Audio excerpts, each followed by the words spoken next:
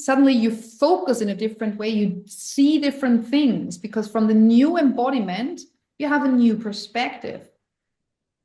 And that's why suddenly you feel like I never thought I would get this opportunity. It was always there. You just couldn't see it from the earlier stance, from the early identity.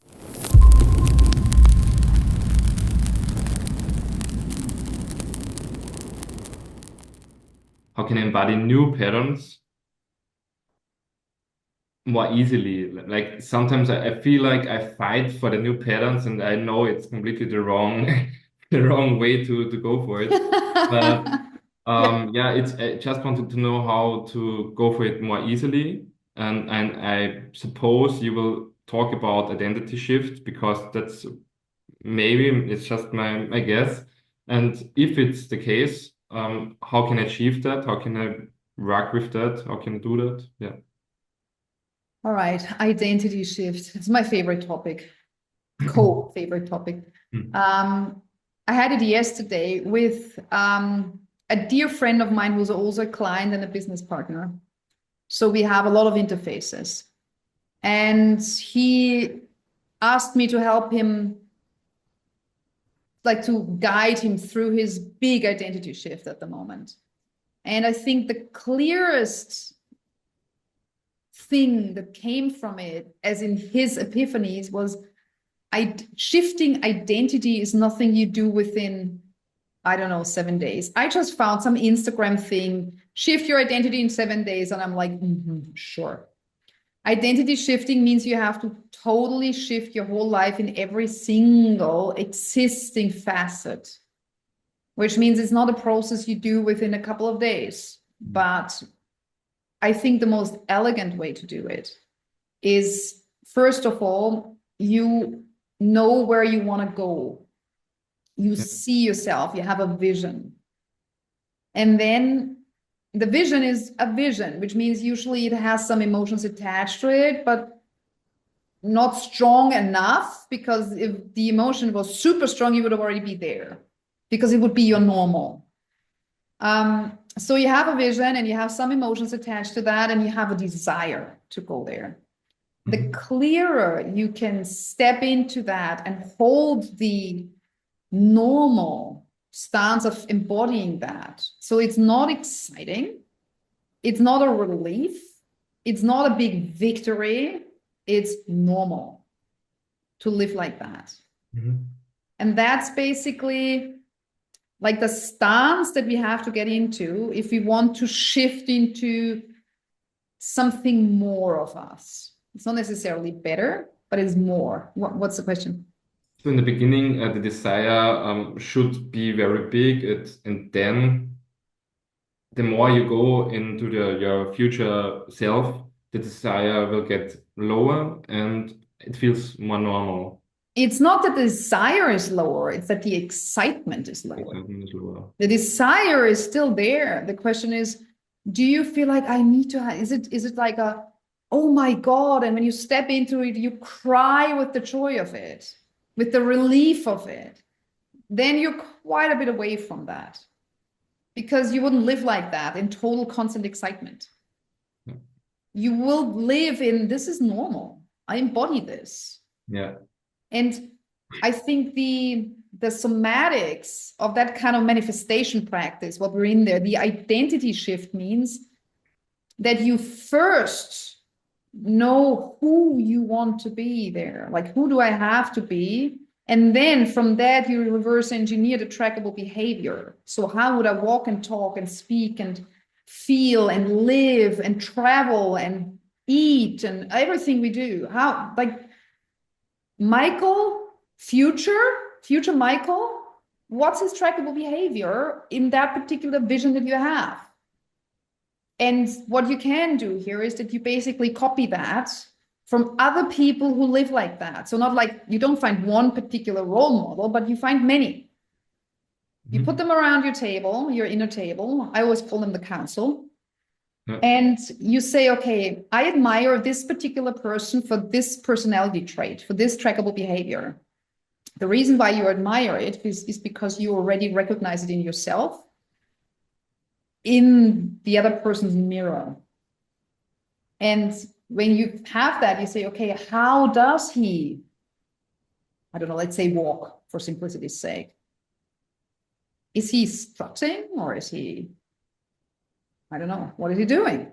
How is he walking? And then you try to embody that, because embodiment really is about how you hold yourself in life and make that normal. And the thing is, there will be resistance in the whole process, because otherwise it would be super simple. Everybody would just shift identity in 7 days. And if you figure out where the resistance is,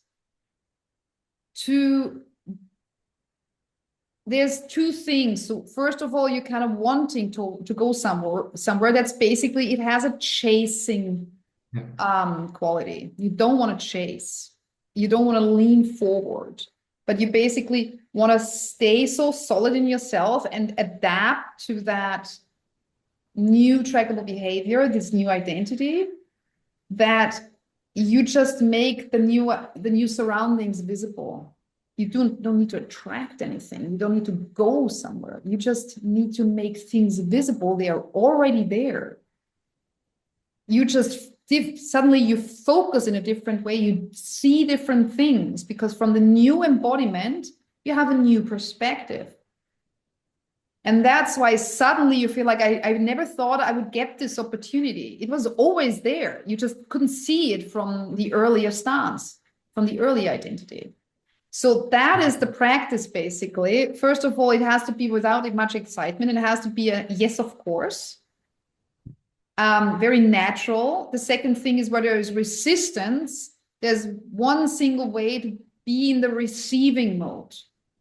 And to be in the receiving mode means, first of all, you put yourself repeatedly in a state of relief.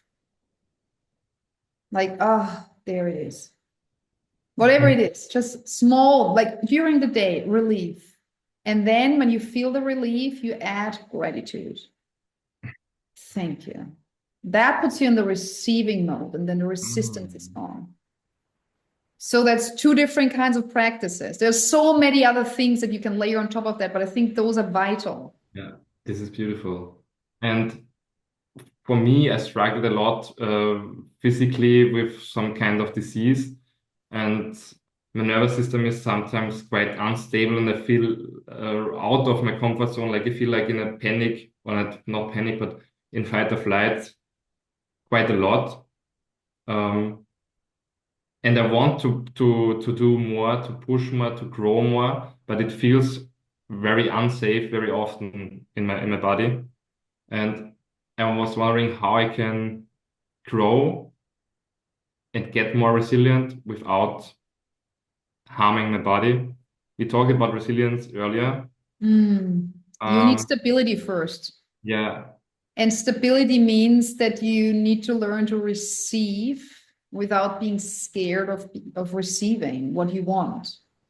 And that is, so stability means that you have, just for simplicity's sake, let's talk money. You've got money coming in, you've got money going out. It's flowing, it's circling all the time. And just the sums get bigger. Yeah. And then you're allocating it into resources that work for you, et cetera, et cetera. And if you do all that for the sole reason to be so well resourced that you can have beautiful impact in the world, the whole thing will happen naturally. And that sounds very but it's still super hard to manifest, in the sense of we've not been trained to think like that. Our imprint always tells us it has to be hard work. And from that notion that things have to be tough, we exhaust our nervous system. So instead of taking a break, resting and receiving back, we overexert ourselves. So that practice that I mentioned earlier, with stepping into relief and gratitude in that order in your body, is going to stabilize your nervous system very well. And then also parenting yourself, as in, right now I feel, and then what do I need? It's also a beautiful question to ask yourself every morning. What does my soul need today? Not my job, not my mind, not my, I don't know, friends, girlfriends. It doesn't matter. What do I need, like on a soul level today? And to nourish yourself in that way is going to make yourself much more stable because you're not abandoning yourself all the time. So if you feel unstable, that means you've abandoned yourself. You've done stuff that you think is necessary to function in this matrix, but it's not aligned with who you actually are and what your needs are. Yeah. All right.